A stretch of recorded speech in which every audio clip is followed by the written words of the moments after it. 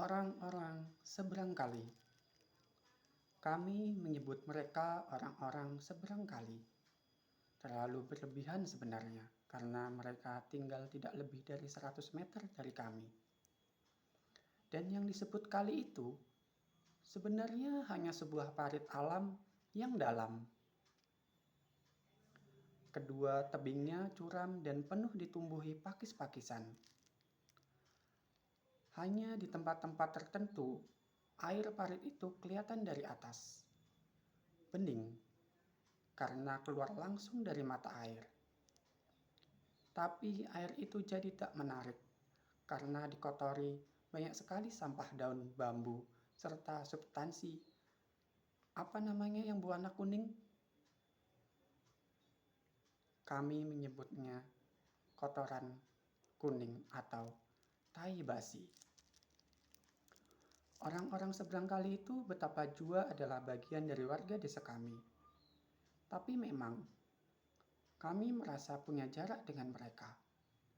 Dan sebuah titian batang pinang yang harus kami lalui bila kami ingin pergi kepada mereka, seakan menjadi simbol bagi jarak itu.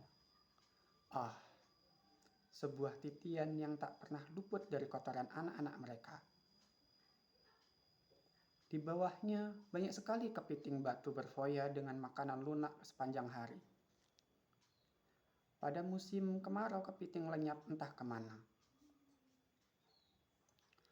Air kali kecil sekali dan kakus orang-orang seberang kali itu menjadi tempat yang meriah bagi burung-burung sikatan dan kadal. Mereka berpesta makan lalat. Lalu, kalian mengira titian batang pinang jarang dilalui karena siapa saja akan takut tergelincir dan melayang 2 meter ke bawah lalu hinggap di atas pasta kuning. Tidak, itu perkiraan salah. Selain orang-orang seberang kali sendiri, banyak orang luar lalu lalang di atas titian itu. Orang-orang luar itu bukan dari kami. Mereka datang entah dari mana. Yang jelas, mereka selalu melewati titian batang pinang sambil mengepit atau menjinjing ayam jago. Begitu orang-orang seberang kali ini memang menganggap adu jago adalah bagian terpenting dalam hidup mereka. Di sana, maderaku menjadi botohnya. Bisa jadi karena soal adu ayam itulah maka terpentang jarak antara kami dengan mereka. Kami memang tidak pernah main adu-aduan. Bisa juga karena banyak di antara kami beberapa kali kehilangan ayam. Anak-anak orang di seberang kali itu juga sudah pintar bermain ayam.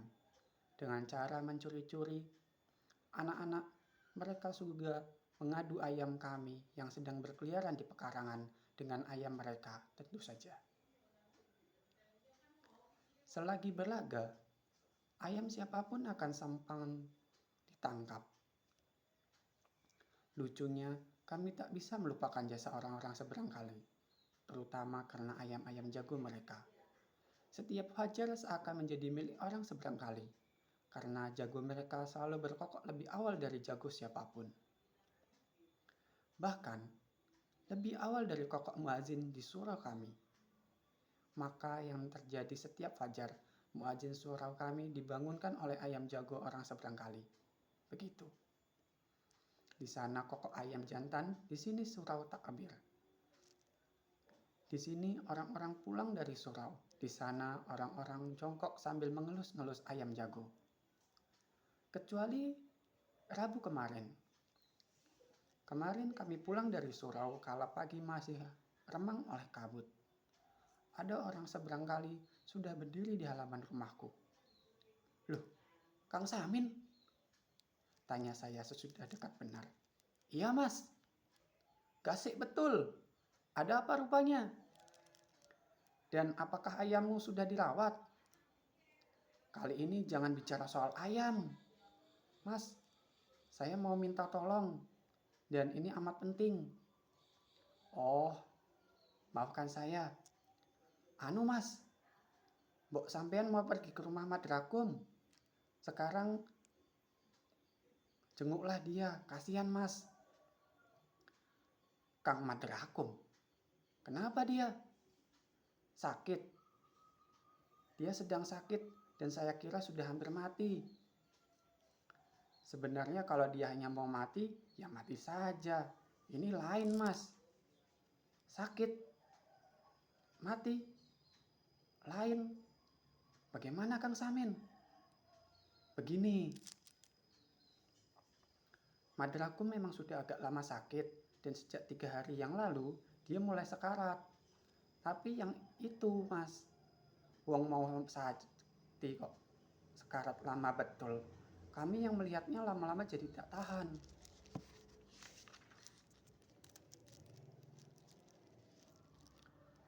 Pagi masih terang. Aku dan Kang Samin masih berdiri di halaman. Aku melihat ada kampret masuk ke lubang dalam pokok kelapa.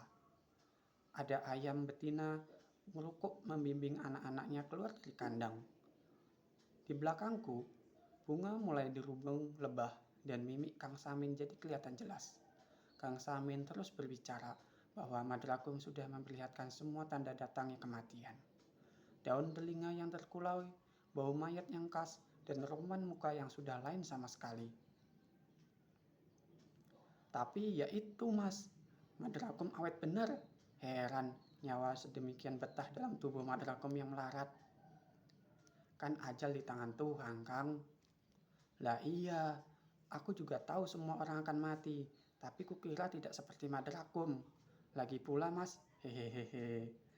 Hari-hari ini cuaca amat bagus. Sayang si Madrakum itu tidak mati juga. Orang mati tak akan memilih cuaca. Lah iya, tapi tamu-tamu kami akan selalu mempertimbangkan cuaca. Hehehe.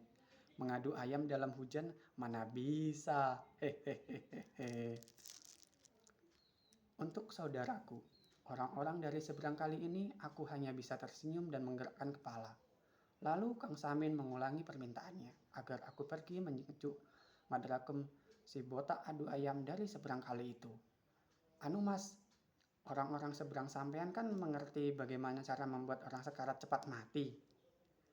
Aku mengerti maksudmu, membacakan surah Yasin. Lah iya, soalnya aku belum pernah melihat orang sakit yang sudah bau mayat bisa sembuh kembali, apalagi si Madrakum itu. Pasti dia sudah dekat ajal. Baik, silakan pulang dulu. Aku segera menyusul. Ketika aku melewati titian batang pinang itu, hari sudah benar-benar terang. Pakis-pakisan di tebing barat hijau dan segar dengan tetes-tetes embun di puncak-puncaknya. Segar seperti perawan yang basah rambutnya setelah mandi keramas. Kulihat seekor burung sikatan terbang mengejar betinanya. Keduanya lalu heboh dalam rumpun bambu. Ada daun bambu yang luruh karena huru hara itu. Lalu melayang, masuk ke dalam parit. Di depanku ada 2 perempuan berdiri, menunggu sampai aku mencapai seberang. Mereka tentu saja akan jongkok di atas titian. Tetapi aku tak bisa melihat kepiting-piting batu.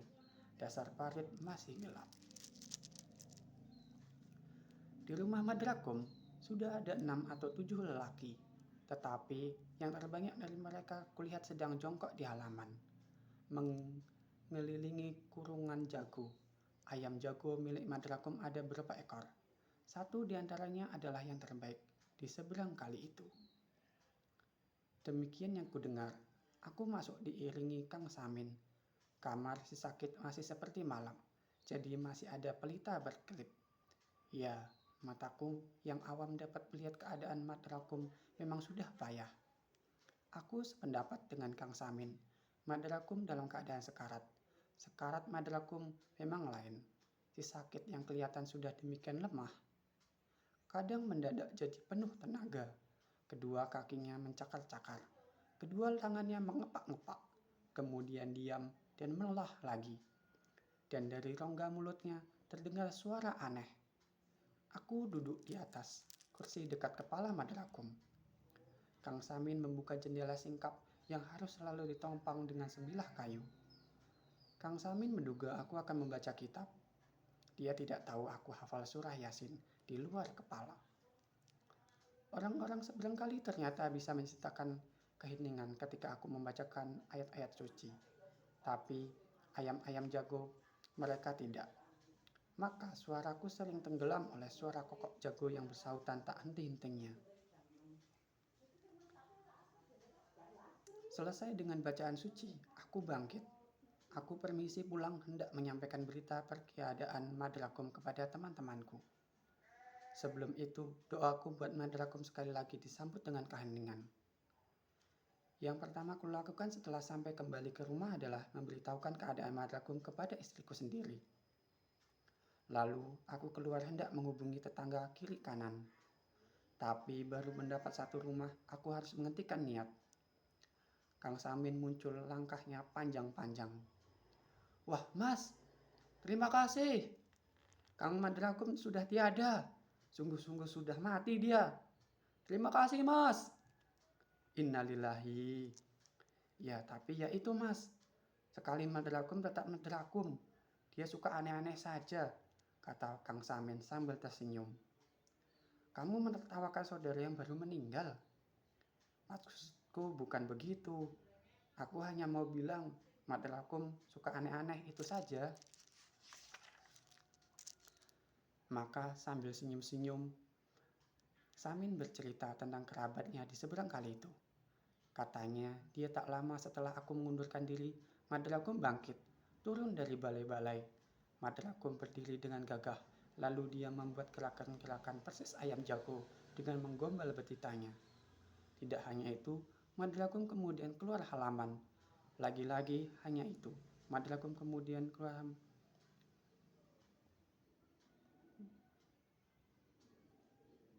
Matanya liar, kedua tangannya mengepak untuk membuat gerakan-gerakan mengepak. Kaum kerabat yang terpana dibuat lebih kecut, karena kemudian Madragum berkokok berkali-kali. Suaranya demikian mirip dengan binatang yang dipeliharanya sehingga semua ayam jago di seberang kali menyahut berganti-ganti. Tapi semuanya segera berakhir ketika Madragum kemudian jatuh melingkar di tanah, mati.